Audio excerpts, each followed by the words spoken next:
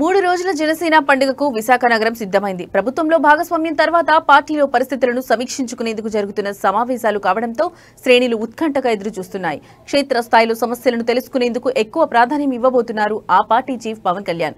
ఇవాళ రేపు పార్టీ అంతర్గత అంశాలపై చర్చ జరుగుతుంది. బీచ్ రోడ్డులోని వైఎంసీఏ ప్రాంగణంలో జనసేన లెజిస్లేటివ్ విభాగం భేటీ అవుతుంది. ఆ పార్టీకి చెందిన మంత్రులు, పార్లమెంట్ సభ్యులు, శాసనమండలి సభ్యులు పాల్గొంటారు.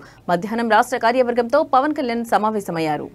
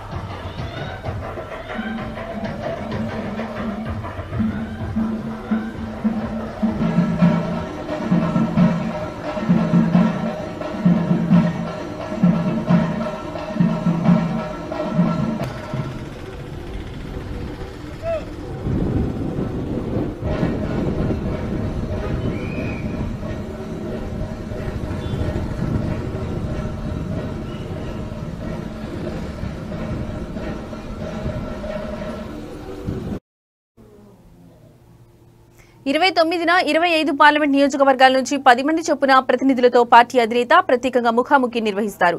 పార్టీ ఆవిర్భావం నుంచి జెండా మోస్తూ రాజకీయ ఒత్తిళ్లను తట్టుకుని నిలబడిన వాళ్లకు ప్రాధాన్యత ఇచ్చింది.